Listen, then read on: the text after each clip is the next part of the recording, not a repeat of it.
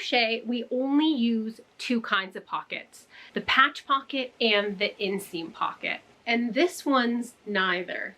It's better. It's a pocket that's normally cut into a finished garment, but we just leave a big gaping hole as we crochet that turns into this. But first, we need to understand how the patch pocket and the inseam pocket work in order to do neither of them. A patch pocket is your simplest pocket, just a bit of fabric put on top of another piece of material. So you can make your garment and then slap a pocket on afterwards. These are what we all have on the back of our jeans. An inseam pocket, on the other hand, needs a little bit of planning because it needs an actual seam to live in. This also puts the bulk of your pocket inside your piece. You may have never seen one of these before, and that's okay. It's called a welt pocket.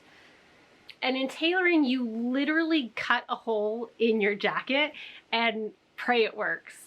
Luckily, it's a lot easier in crochet. We get to leave a hole like this in our piece instead of doing any scary yarn or fabric chopping. Once you have a hole like this, we create our crochet welt working with our piece. We crochet off of our pocket opening, repeating our stitch for one up pass and one down pass. Next, increase on either side of the next two passes. So I will do 2 stitches in the last stitch of one down pass and one up pass.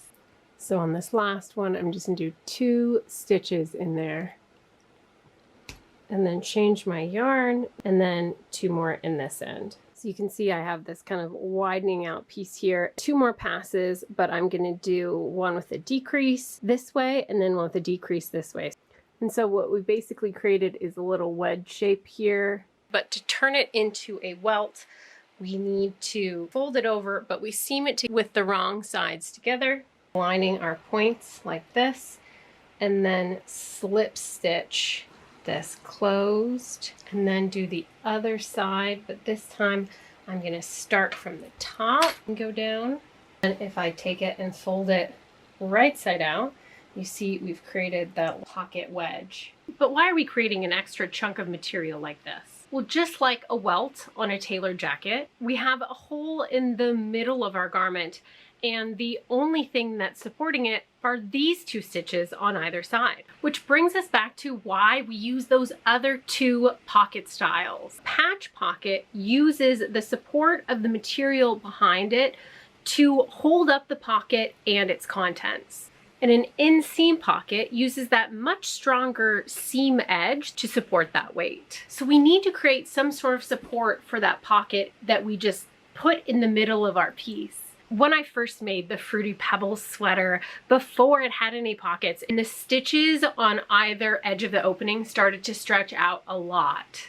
I've been using these without anything in it for a while, and it's putting a lot of tension right at the top of that seam because I just left a hole. And so the way I solved that, I crocheted off of this and then folded it over, but it creates a really strong opening. The welt becomes the reinforcement for that pocket opening. We slip stitch across the back, doubling our support for that bit of material that's holding our pocket opening in place, then repeat the closure on the other side. So now when we put our hand inside the opening, we aren't at risk of stretching out those stitches, but we still need the pocket.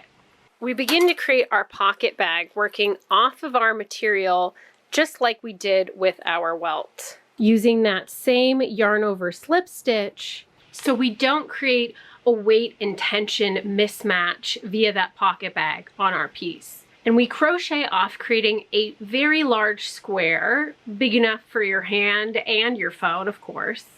And if you're making a very lightweight piece, you might want 2 sides to your pocket bag. But since we have a very 3D stitch in this brioche crochet, we only need 1 layer.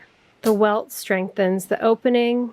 The grown-on pocket removes the tension from the other side, distributing the weight of the pocket throughout the rest of the piece. So really, we stole the best part of the inseam pocket and from a patch pocket and combined them into a not only incredibly functional, but also really beautiful crochet pocket. So tell me, do you have a project in mind that you're thinking of testing this pocket out on? Let me know in the comments. If you don't have one yet, every pattern from the Brioche Crochet collection builds this pocket step by step in even more detail with helper videos. And it's just one of the garment making skills you won't even know that you're learning as you're making these pieces. And if you do happen to add a welt pocket to any of your pieces, you know I want to see it.